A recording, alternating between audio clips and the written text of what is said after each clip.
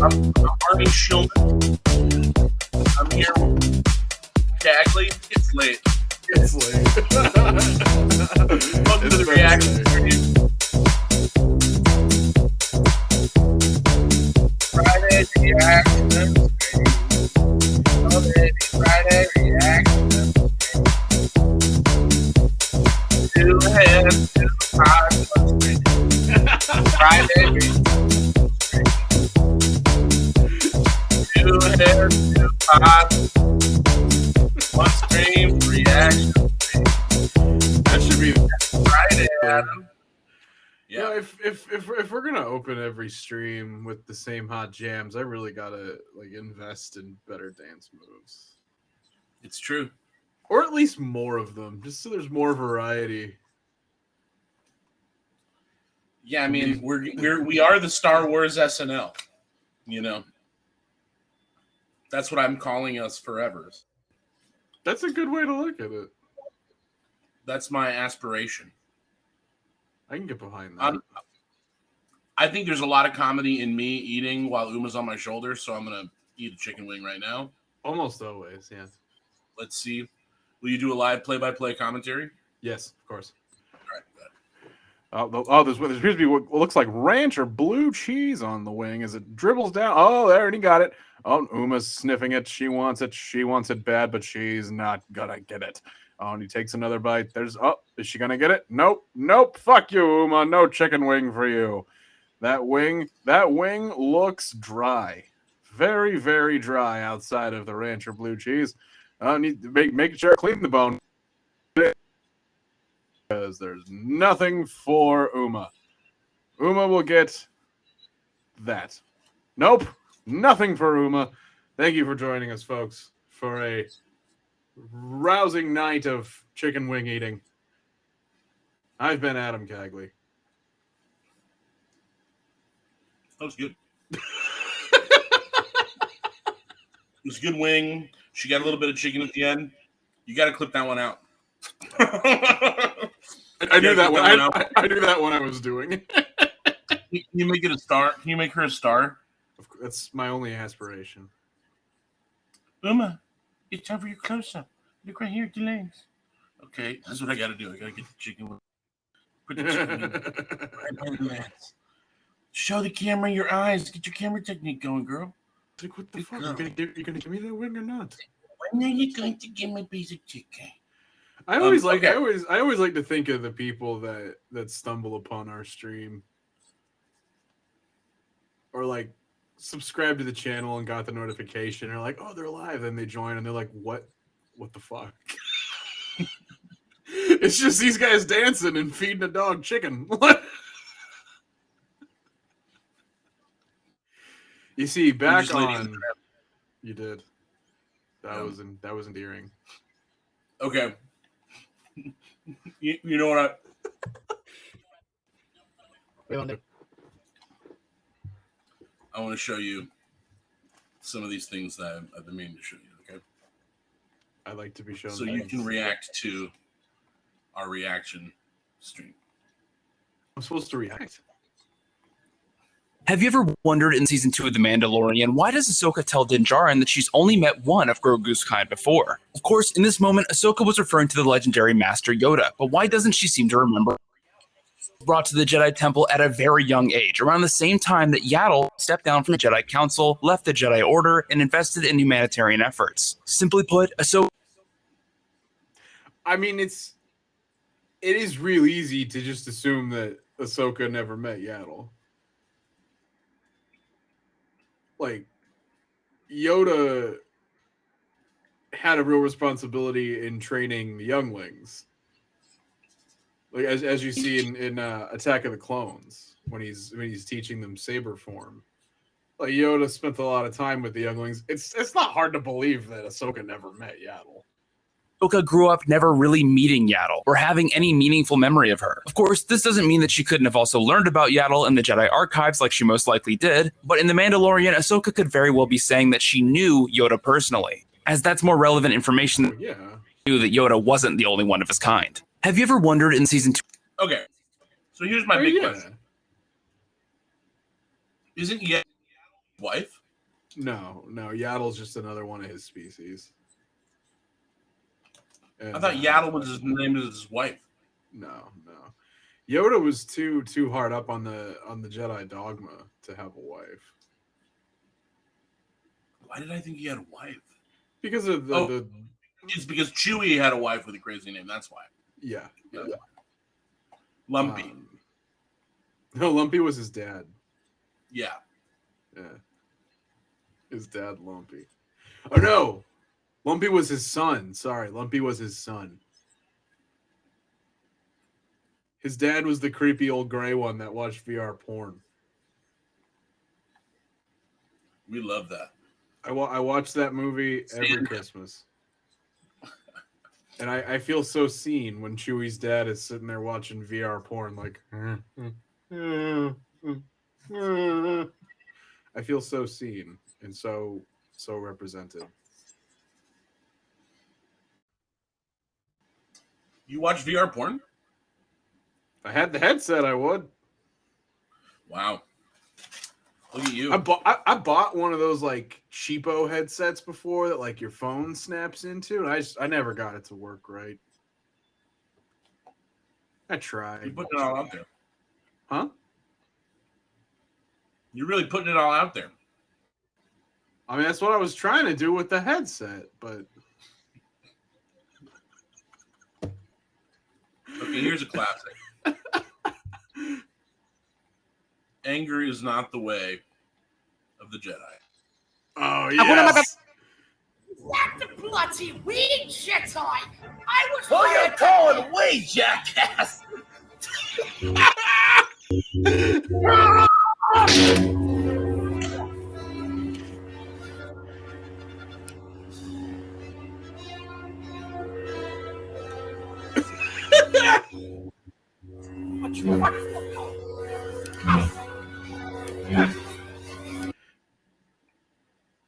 He's my favorite. He's the goddamn funniest and the best and the sweetest. He's just the goddamn best. No argument. I agree with that entirely. I just love him. Did that answer your question? Use my weed.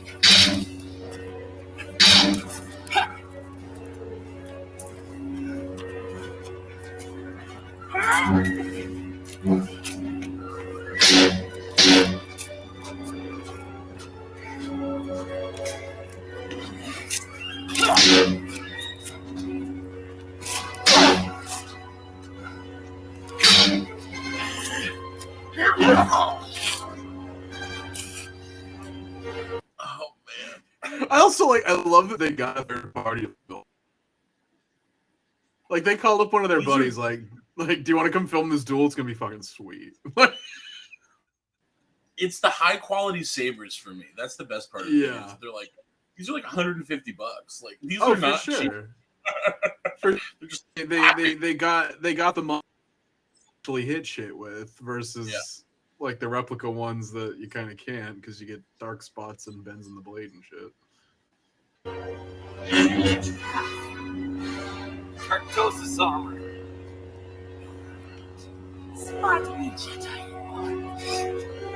Hey, I usually come across the stuff every other day. I am your Sith. I am your Sith. I am Bounty Hunter Baba D. Blatt. Seriously, what kind of name is that? Fuck you, it's my dad's junior name. Fuck you. Back kick, one hand, and take him with the crossword. Jedi. This is more of attrition quick. More of attrition. More of attrition. Out. Guess what? Yes. Days of the Sith Army. Anger is not the way of the Jedi. Oh, it's so classic. Anger is not the way of the Jedi. They need to put him in. He's the best. Have you ever seen him sing the national anthem 3 times in a row? They created. No, but I need to. I think it's an Andy Kaufman level bit, but Yeah. I'll show you later. I don't want to do a video of it because I don't know if I'm allowed to laugh at it. Sure. But it made me laugh. Seeing everybody on the ground, he started. I messed it up, but just everybody get behind me. I'm going to do it one more time. Everybody sing. It's to the end, and he messes up, and he goes, "Hold on, I got to do it again." So if you guys would just stick with me one more time from the top, here we go. And it's like a 7-minute rendition, and he fucks up the lyrics every fucking step of the way. If it's real and he got so nervous that he fucked up, then it's sad. Then it's definitely mean that I'm laughing. But if it's a Kaufman bit, I think he's. I mean, I definitely think he's in on the. Planned it. It's the type of thing that is very funny, and I think he might have planned it.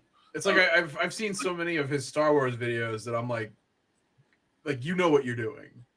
Yeah, he knows. Yeah, so I definitely like. I don't have a hard time seeing something like that be 100% a bit in its entirety. And if it is a bit, that's great. Like that's really fucking great. Yeah. Okay, here we go. What's up, Star Wars fans?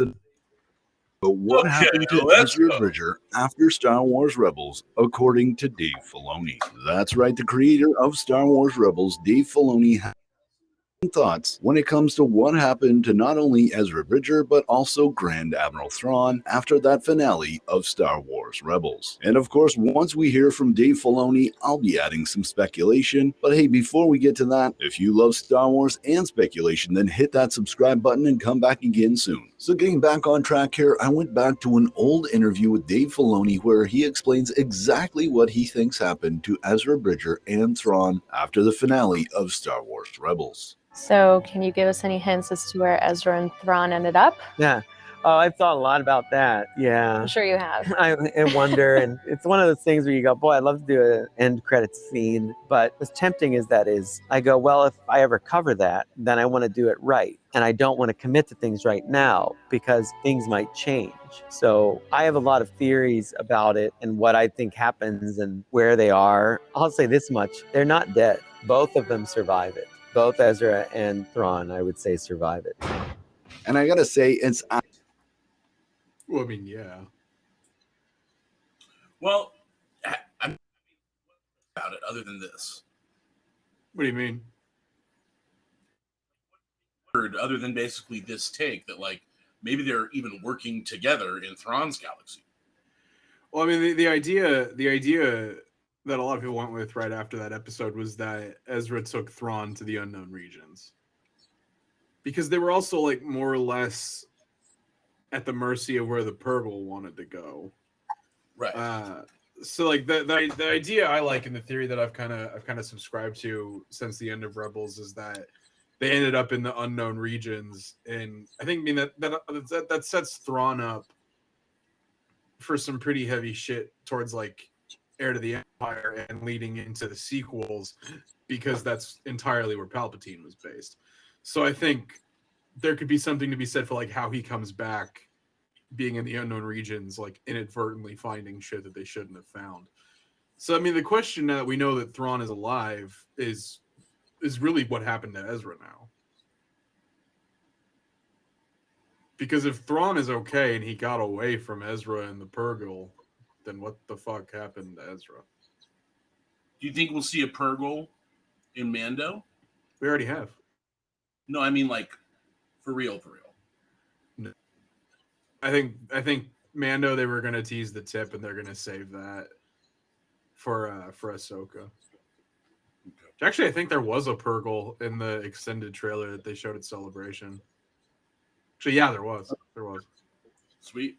Absolutely amazing that Dave Filoni, even those years ago, thought that might change down the line. And even though I want to do an end credit scene, I really shouldn't because I want to keep my options open. And here we are several years later. Yes, we know that Ezra Bridger and Thrawn survived the jump to hyperspace, but because of Dave Filoni's foresight, he now can do whatever he'd like to do with Thrawn and Ezra in the upcoming Ahsoka series. And you know, going back and taking a look at this interview again, as well as the end of Star Wars Rebels Season 4, it really made me think, when it comes to the speculation on what happened to Ezra and Thrawn, you must really reflect on why Ezra wanted to capture Thrawn and remove him from the Rebels versus Empire conflict, the conflict that eventually became known as the Galactic Civil War. And of course, first and foremost, Ezra wanted to take Thrawn away from Lothal to free his people and free his home planet. But going beyond that, Ezra also had the goal of removing Thrawn, the Emperor's best tactician, from the Imperial Navy. So I think it makes a lot of sense that no matter where Ezra and Thrawn ended up, Ezra's goal didn't change. He was trying to keep Thrawn away from the known galaxy, isolated from the Galactic Civil War, and that wherever Ezra and Thrawn ended up, Ezra Bridger no doubt tried to continue to foil Thrawn's plans, making sure that he couldn't get back to the Empire, and was no doubt lost and isolated for many years. Because otherwise, a powerful young Jedi like Ezra Bridger and a smart tactician like Thrawn, they certainly would have been able to return to the known galaxy. But hey, Star Wars fans, that Thrawn and Ezra were battling the Grisk, or were they lost in space? Let me know in the comments below. As always, I'm Mike, and remember, the Force will be with you always. 2023 is really that's kind of the thing, though, ain't it? Because like he takes Thrawn off the board for the entirety of the rebellion, and the end of Rebels is, I think, like 2 years before New Hope. Right. So to be coming back a decade after the end of Jedi, it's a long time the two of them have been gone. Right. I want to see that movie. Ron Lost in Space. I want to see that movie. Yeah, no, I think it'd be awesome. Oh, fuck. What if that's the movie Filoni's working on? What if we just see that in Ahsoka? It'd be tight to see that. You know? Yeah, I mean, in general, I want to know what the fuck they've been doing the last, like, 15 years.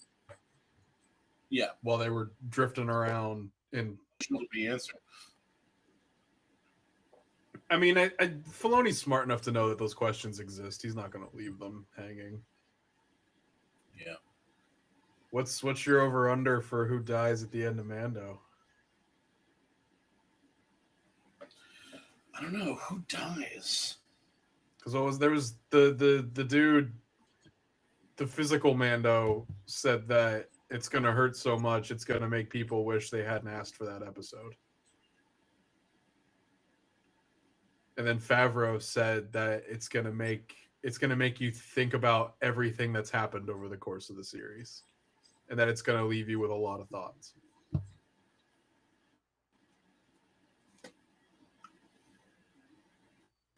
They already have a Grogu clone.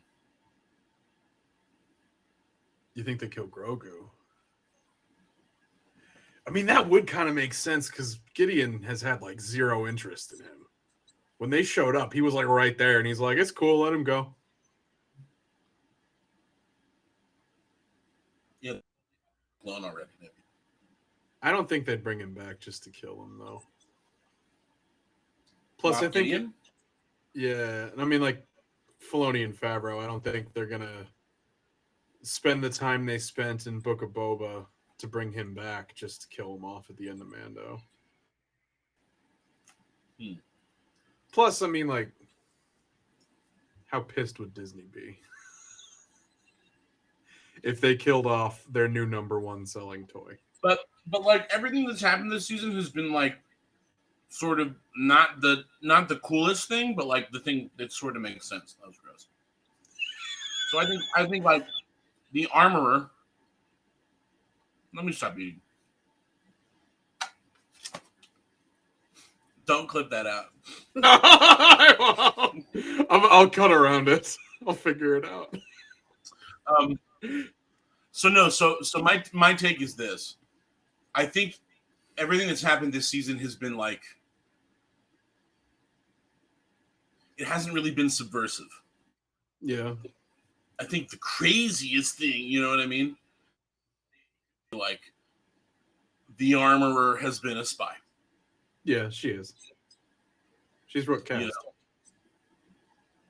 I think if she's not Rook cast, then she is a spy. You know? I mean, I think she's Rook cast, and Rook cast is a spy. Right. I mean, it would also make sense why she was the only one that survived when Gideon attacked the sewers on Dave Navarro. Yeah. And when they just let them go. Yeah. You know? She's 200% going to be like, ha-ha! And start, like, you know, betraying them. Also, like, she dips out, right? When they're like, hey, we're going to go walk this trap. She's like, okay, Din Djarin. I'll take the wounded far from here. And then goes and flies off and is all yeah, and she's been the one like telling people what to do. Yeah. You know? Yeah. So it's also like I sent you that video the day where they're like, why all of a sudden is this leader of zealots okay with Bo-Katan not wearing a helmet? Because it's what she needed to do. To get Bo to take the Darksaber and all the Mandalorians back to Mandalore, she had to basically play by Bo's rules. And be like, hey, it's cool. You can take the helmet off. I think it would. I mean, I've said this before. Well, and then also, they all have Beskar armor. So, like, who forged that for them? She did. Yeah. I think it would be ballsy as fuck. I don't want to see it, but I think it'd be ballsy as fuck if they killed Mando. Why? Because he's kind of not really needed anymore. Like, I mean, this whole season, he's just been there. He's been the sequel era Chewie of this season. Like, he's been Indy in Raiders of the Lost Ark, where like the events would have unfolded without his intervention. I love him.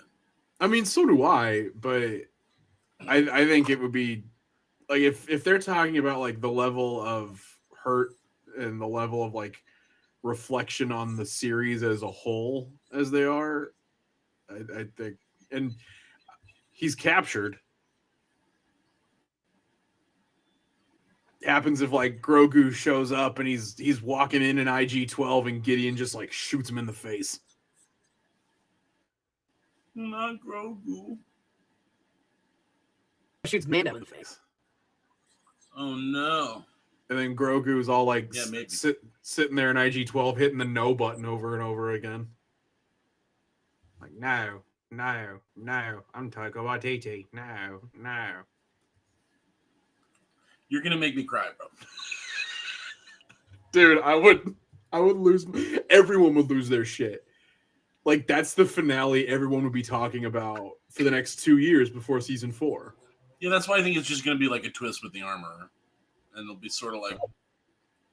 I definitely don't think everybody comes out of it alive.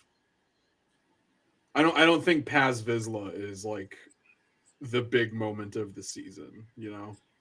You think Bo? Oh, God, I really hope it's not Bo. Though, I mean, there is like some weight there, that scene with her and Mando where he's like, your song hasn't been sung, but I'll follow you until it is.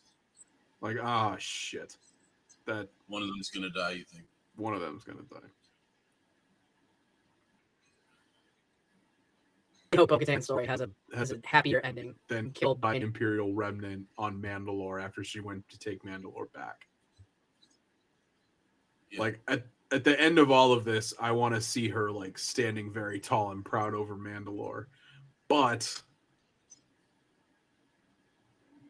that's most likely not going to happen because then where the fuck were all the Mandalorians during the sequels? You know what, man? You're bumming me out. That's what I think when they're like, we're going to go reclaim Mandalore. And I was like,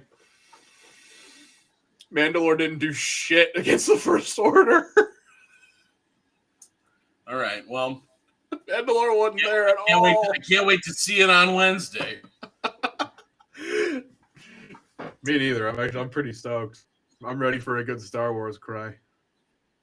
Me too. I'm always ready for a good Star Wars cry.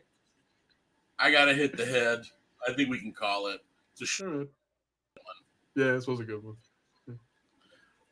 We love you, everybody out there. Let me put a